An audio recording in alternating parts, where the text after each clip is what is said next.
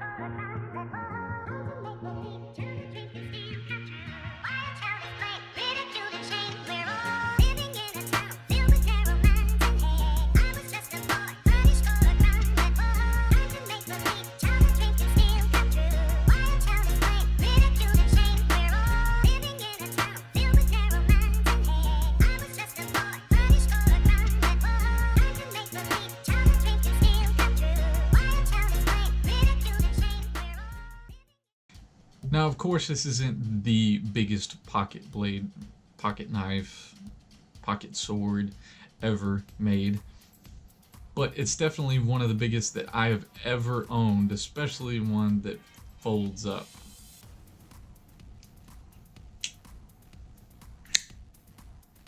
Now, of course, we're talking about the Cold Steel Ti-Lite 6-inch. This is the one with the Zytel it's glass fiber reinforced plastic on the side, and we got the AUS 8 steel on the blade. And this is definitely like a little mini pocket sword. This is definitely a defensive blade. I wouldn't use it for anything else. It's always in my pocket because, you know, it's just awesome. I mean, I whip this out of my pants and everybody looks at it. I mean, everybody's got something to say about it, whether or not it's good or bad. Who cares? I like it. As far as carrying this blade, I don't have any problems. This clip is great. I mean, I haven't had a single problem with it backing out of my pocket or printing too badly. It's been an amazing knife to carry. I mean, as you can see, that clip is wide. I mean, my skinny little pinky is pretty much almost the same width. You're not going to be able to flip this clip over to the other side. It's just, they don't have it made to do that. It's secured in this little divot section right here that's made from the factory, and you know, there's just nothing you can do about that other than more ghosts. As you can see, that clip is recessed into the Zytel material on there, and there is no section on the other side for that. So it's definitely going to be a right-handed blade because of mostly due to the action, the wave feature.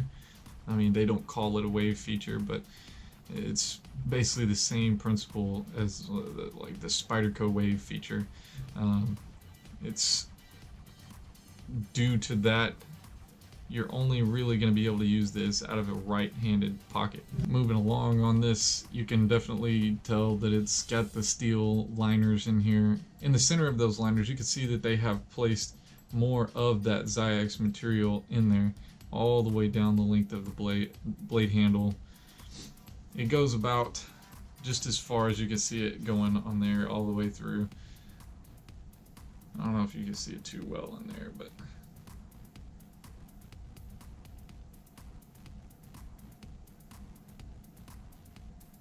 The lockup on this knife is absolutely outstanding. They have a video on their site that shows them placing the blade into some sort of clamp on an engine lift and then taking weights and hanging them from the handle.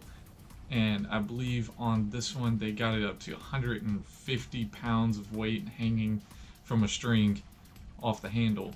I mean, that's pretty incredible. You have a huge section here for thumb purchase whenever you're sliding that liner lock out of the way. I mean, that's just unbelievable amount of grip and space on there. That's the easiest knife to close. The one thing that I've been worried about is when I'm closing that from an open position, I sort of have to do it with the weight of the blade being out. Because if you do it with that blade dangling out there, it's got some weight, and if you don't get your thumb out of the way fast enough, it's going to land on your thumbnail, or worse, your thumb. Speaking of thumbs, the thumb stud on this is absolutely outstanding. I mean, just awesome. I mean, look at that. That's huge. That is a massive thumb stud. But I don't find myself using it almost ever. Why would you? When you got that, why would you at all? But basically, I get my thumb down along the inside of the knife. With my other fingers, I grip, put my ring finger up underneath that jutted out spot, and then just clamp down with the rest of it, keeping my fingers out of the way of that blade. And then that jimping at the base of the blade catches on the inside of that pocket and propels that blade out. Awesome feature. I'd say the fastest way to get a defensive blade out of your pocket, period. Now that jimping that I was talking about, you can see how aggressive that is. I mean, that's just some intense jimping on there. And I'd say you could probably open boxes and slice somebody open just with that jimping alone, because that is a flat surface on the side of it, and it goes into those spikes, and that's pretty jagged. I've roughed up my knuckle on it once or twice, but what that allows is a really good grip purchase on the inside of your pocket to get that blade out. I mean, that's a pretty big blade, so you need some grip there to really grab that material and hold on while you're pulling the rest of the blade out. It does have that feature on both sides. I'd say this top side, if you're stabbing something, this is not where you want to have your finger. Not at all. That would hurt really bad. It's like a shark fin up there with some teeth on it, but you can see it sort of angles backwards, and that just creates that really pointed section there. And I'd say if you got your thumb slammed up into that's gonna ruin your thumb. I mean, absolutely ruin it. You'll never be able to use it again. No, but seriously, that would hurt, and I don't ever want to do that. I've punctured this through a big old 37-inch Super Schwamper tire, and I didn't have like cut-proof gloves on or anything like that, and it was the most nerve-wracking thing, and I really didn't get it all the way through just because, I mean, that's a serious tire, but and I was going through the tread, so you can see how smart that was. The grip did surprisingly well, though.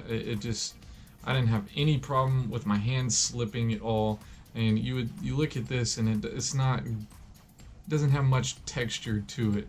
It's got a lot of these holes in there, and You know, that's great and dandy and stuff. It looks kind of cool. Looks like an old switchblade to me. I mean, it's just, and I think that was like one of the main ideas that they had behind this knife was a switchblade, but I didn't have any problems. As slick as this material is, and the lack of really good, you know, finger grooves or anything like that, this did surprisingly well. As for as nervous as I was stabbing into something so difficult to get a knife through, it did really well.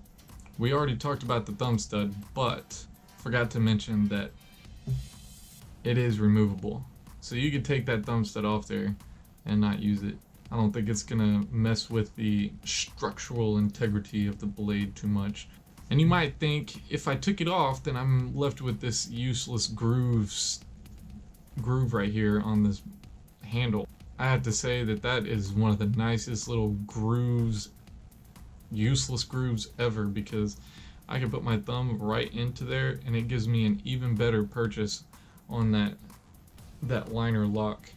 Sorry if I'm moving the blade around a whole lot and not really focusing in on what I'm talking about too much, but I'm pretty excited about this knife. I've been trying to make a video on this for quite a while now, and you know, things just keep getting in the way, or I'm not satisfied with the video. I had to sit down and just do it, and so here we are.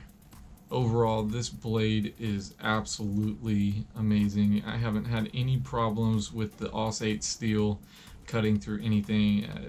I've opened packages, I've opened boxes, plastic wrapping kind of stuff, food stuff. I've done food prep with it for some reason. This blade comes in several different flavors. They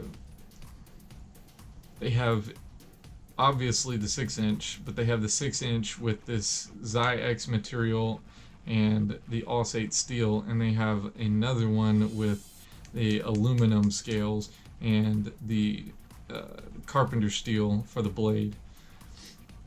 And on that one, it comes with, I believe it comes with a black clip on there instead of this shiny polished steel.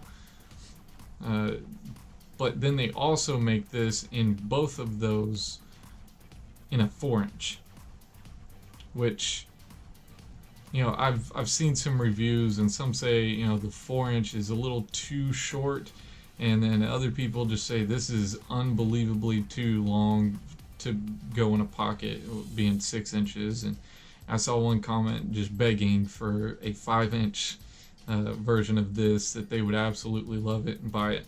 So, you know, it's all about your preference, and my preference is I don't care. I love this thing. This is huge. It fits in my pocket just fine, and when I whip this out, it's like having a sword in my pocket, like straight up. It's like having a sword in my pocket. I've actually named this one Arthur, because, you know, Arthur, sword, knights and stuff. Cheesy. Price point is I was able to get this knife for about $40 something, but I had Amazon credit card points, so you know, there's that. On the website it shows it for about $95 in this configuration. I will leave a link down below in the description. The price point on Cold Steel's website is pretty expensive. It's about $95 for this flavor. I didn't pay that much, and I don't think you should either, but you know. So I will leave a link in the description below where you can get it for a lot less than that. And any purchases made through links in the description below go to help the channel, and I greatly appreciate that. So wrapping up this blade, definitely a tactical defensive type blade. No question, no doubt in my mind that that's exactly what this is meant for. This is not meant to be a workhorse kind of knife. This is going to be a get off me defensive scenario tactical type knife. I mean, they've got a video on their I know I keep mentioning this, but maybe on that video on their site they show a guy actually using this in a tactical type way fighting a guy. You know, it's definitely a made up scenario, and it's used just to show you the capabilities of it and the ways you could use it. But it's a pretty good video. The guy uses this closed, and then once he gets the guy into a vulnerable position where he can control him, he's able to deploy the blade just by flinging it out, because this blade is actually heavy enough to be able to be flung out. No finger on the thumb stud, no fingers on the blade or anything. I can get that blade out fast. This knife is balanced very well, very sharp. Definitely a right-handed blade. If you're left-handed, don't even consider getting this knife unless you just use your right hand to pull knives out of your pocket in defensive situations. If you're a left-handed shooter, I might consider this. I mean, having this as a tactical backup knife, there's a lot of different options in that category. But if you are a left-handed shooter in law enforcement or military or something like that, and you have a pistol on your left-hand side, and for weapon retention purposes you want a blade on your right-hand side, yeah, definitely consider this as an option. They have the 4-inch, where if your pockets aren't really deep enough, that would be a little bit better. But if you can, I would highly recommend this 6-inch. It's just amazing length, amazing hand purchase on this. It's just awesome. I love this thing. Cold Steel makes several knives that fall into this same category, and they are absolutely incredible. And you know, I hope to get my hands on a couple of them pretty soon. But you know, for now I have this one, and for now this is my favorite defensive knife. Period. There's no comparison compared to. Comparing all my other knives, this is my favorite defensive knife, and I would recommend this to anybody. I don't care who you are. I'd put this in my wife's purse if I could, and teach her how to use it, but you know, that's just not going to happen. Similar defensive blades, or defensive blades in general, go for a lot of money. There is some freaking expensive defensive blades out there. This falls into the category of, if you want it, you can get it. Period. I mean, this did not cost an arm and a leg for me to get. And for what you're getting an amazing deal. The quality of this is absolutely incredible, even on the lower end version of this. So, if you're looking for a nice spear point type switchblade that's not automatic opening and is really fast out of the pocket, that's going to be reliable, stand up to some crazy abuse, and be purpose built to be a defensive blade, then this is the one for you. I mean, there's a lot of other options out there, but for the price, you can't beat this. If you found this review helpful, if you liked the pictures and the information that you found in this and just the overall opinions, go ahead and click that like button, subscribe to the channel, scroll through the other videos, and check out all the other stuff, the other cool stuff that I got going on. Hope to be getting out some other really cool videos here pretty soon. So if you want to know when they come out, just click on that little bell right next to the subscribe button, and you'll be the first to know. Hope you enjoyed this. Have a great day. When you finish making a video and you don't remember if you put everything into it and don't want to record again later, oh well.